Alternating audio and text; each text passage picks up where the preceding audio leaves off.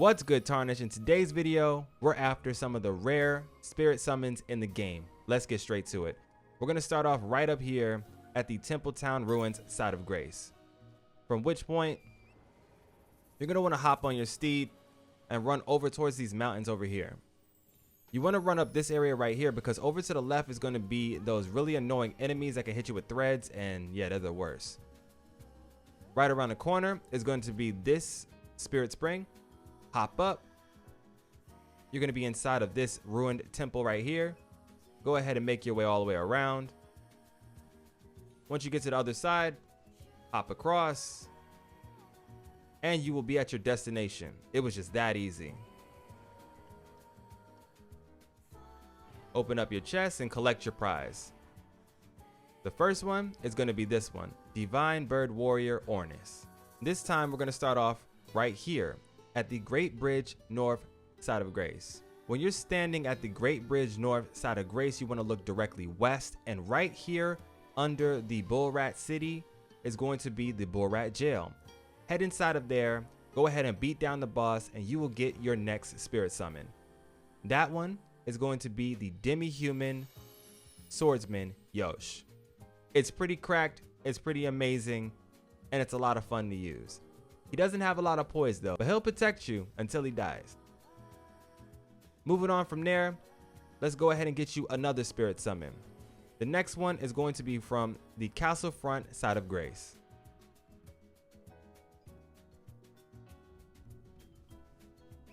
Now this spirit summon is going to take a little bit of finesse, so I'm going to help you get there. From the side of Grace, you want to travel up to the northwest, past all of these guards.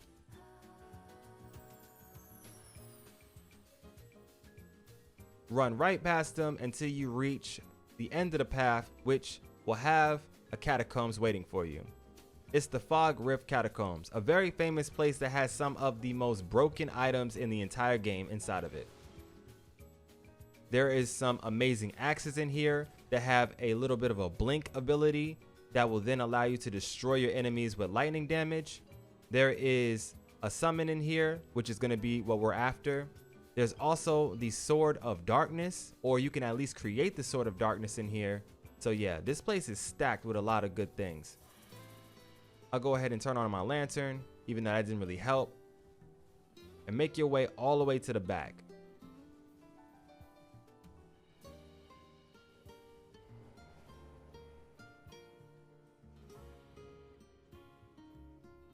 All right, so this is the Rift Catacombs, and it's a mess.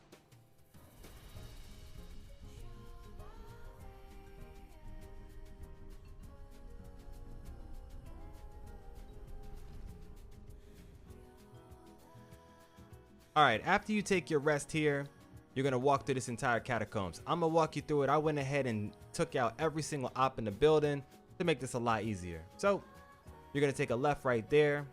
The ceiling is going to come down right here. Once it comes down, you're going to run over here to the left. Wait a second.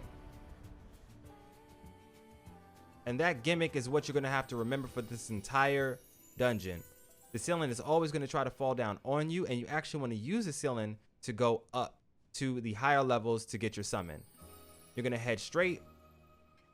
When you get to this point right here, you're going to head left and down. At which point you have another ceiling. This time we're going to climb on top of that ceiling, and we're going to go to this over here. Walk into this room. You make a left, head across this stairwell, or head across this walkway, kill this guy for revenge because he's going to destroy your life if you don't. And then you're going to go ahead and make your way right here. There's going to be two guards and a commander back there, but we're coming over here to the right. Once you take those guys out, you're going to use this one right here to get up to the top. Once you're on it, you're good. Make your way back here, turn the corner, and congratulations. Right here in this coffin is going to be your spirit ashes. Now, Just for those who need it, if you're looking for the Sword of Darkness that's also in this location as well, go ahead and hop down. You already took these guys out, so you should be good to go. We're going to travel straight down. And this dungeon is a little bit awkward because it makes you feel like you haven't been into a room, or you have been into a room, but you haven't. So what I mean by that is when you get over to this location right here and the ceiling falls down or goes up,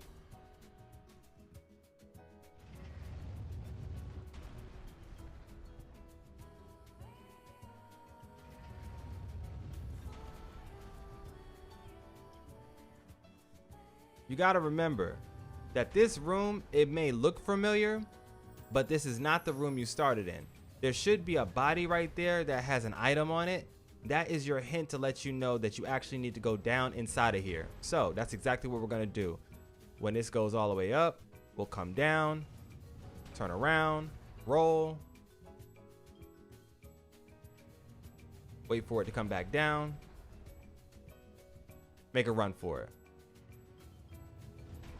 All right, now that you've made it through, you're on to the last part of this dungeon, at which point you're going to take this elevator here.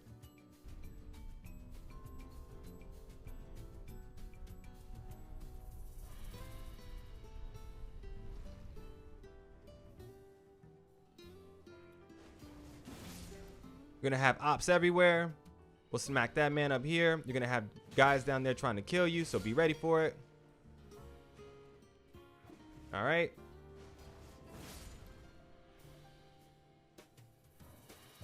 Now that they're all dead, you're going to have that mage over there. He's going to cause you a little bit of problem, only if he sees you, but he won't. We're going to continue down the path, and this is going to lead you into the most dangerous room in this entire place.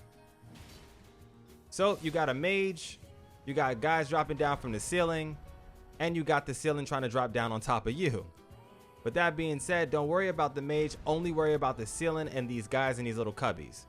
You're gonna run a little bit forward, but be careful, you can fall down into a path down there. There's a bunch of cool items down there, but nothing too important. If you want to go down there, you can. Once we get to this point, you just make a run for it. Turn here. Make a run for it. Kill the guard. Kill his best friend.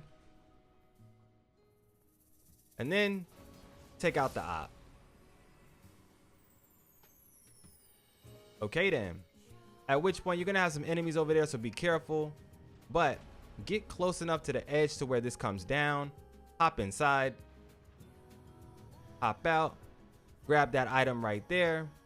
And then use this to... And then use this to travel all the way across to the other side. Go ahead and hop down and run. At which point you will have your Sword of Darkness, or the pedestal to create the Sword of Darkness, right here. Let's move on to the next summon. Up inside the Taylew's Ruined Forge, if you go all the way to the actual forge, you will receive Taylew himself as a summon, which is kind of cracked because these giant trolls are demons. Seriously. He's pretty tanky. He's going to be an amazing addition to your spirit summons. Another secret individual that can become a spirit summon for you is going to be Queelign. Queelign is going to be an NPC that attacks you several times within the game. This is a little bit of a spoiler for some people, so just be warned. There's going to be two places you're going to find Queelign. The first place is going to be right over here inside of the Borat settlement.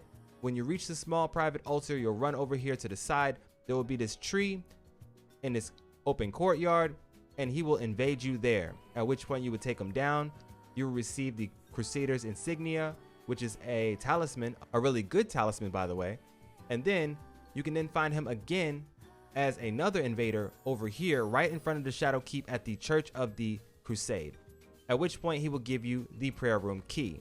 Now when you receive the prayer room key, you want to come into the back end of the Shadow Keep. The way that you get to the back end of the Shadow Keep is you come over here to Morph Ruins, you drop down the Morph Ruins all the way to the bottom. You'll make your way out here to the Bonnie Village. There is going to be a gesture over here, so make sure you grab that because it's going to come in handy. Go across both bridges, make your way around past the furnace giant, grab your side of grace, make your way a little bit further until you reach this point right here, the church district entrance. At which point, for me, this place is drained out, but for you, it won't be.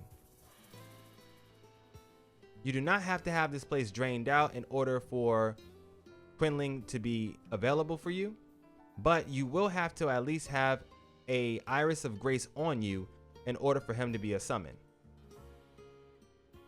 After you've defeated him 2 times, he's going to be laying on the floor in the prayer room.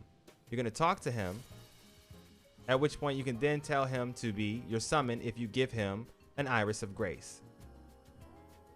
There's 2 Iris of Grace in the game, so make sure that you grab one so that you can get him as a summon. If you give him an Iris of Occultation, I think that's what they call it, then he will not turn into a summon. Ooh. You love to see it, right?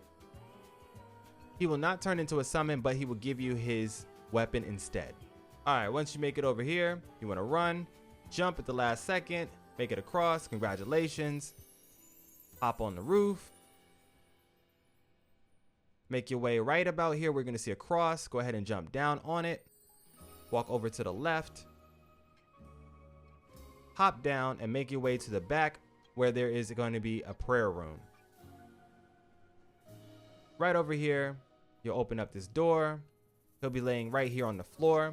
You have to give him an Iris of Grace, and then he'll become your summon. Some locations of Iris of Grace can be inside of the Shadow Keep at the bottom where you find all those nasty pot enemies. Yeah, there's going to be one guarding one, so you can go snatch that from him. Then there's one other one, I think, that's all the way at the bottom. Just before you get to the Sakadu Tree avatar as a boss fight, there should be one in front of him. But let's move on to the next spirit summon. And this next spirit summon is a difficult one. All right, so starting from here at the Morph Ruins, you're going to go down the Morph Ruins into the Bonnie Village, cross across the path, and come back over here to where you have the Church District High Road, right? You're then going to come down right into here, the Cathedral of Manus Mater. Now, when you get in here, you're going to find Ymir, talk to Ymir, and start up Ymir's entire quest line. Once you complete Ymir's entire quest line and you get to fighting him, you're then going to talk to his companion over here, Jolan. Jolan has, if you give Jolan an Iris of Grace as well, she will then become your summon. You can then take her to this location right over here, the Rabath Rise. Now, in order to get to the Rabath Rise where we need to go, you have to have access to the hinterlands. When you did the entire quest line in order to get yourself over to this secret area right here, the Finger Ruins of Dale, you ultimately had to go straight through the hinterlands. Now, if you travel up the hinterlands over on this path up here and you cross over into the Shaman Village, behind the Shaman Village is going to be a little bit of a path of sorts that's going to lead you down. When you get to the furthest point, that is all the way close to halfway down the mountain, you'll then turn towards the tower, hop across into the balcony, and then you will find Anne. Go ahead and reunite them and they will become your summon. The next summon is going to be another secret summon, and that's going to be the Ancient Dragon of Florissax. Now, in order to get the Ancient Dragon of Florissax, my God, you got a long quest line ahead of you. What you're going to have to do is you're going to have to come all the way back over to the castle front. You're going to take the path over to the east until you reach this right here, the Pillar Path waypoint. Next to it is going to be Egon. Go ahead and speak with Egon and then proceed down the path, beating the invader and going into the Dragon's Pit. Defeat the Dragon's Pit boss, come out the back end till you reach the Dragon's Pit terminus, at which point you then want to walk all the way around until you reach the Communion Altar. Now, when you get to the Communion Altar, right next to it is going to be the priestess herself. Talk to her, exhaust all of her dialogue, at which point you then want to progress the story until you either reach one of 2 places. If you've already been to the Shadow Keep, or if you've already been to the Cathedral, then you would have already advanced all the other NPCs in the world to their next stage, which is going to be necessary for this next step. Once the Seal of Mikola is broken, you are then going to go return yourself over to this point right here, the Pillar Path Cross. Next to the Pillar Path Cross is going to be Thalier. talk to Taylew and he's going to talk to you about more. You're then going to travel over here to the 3-path cross and go over to the main gate cross. Once you reach the main gate cross, you're going to talk to more.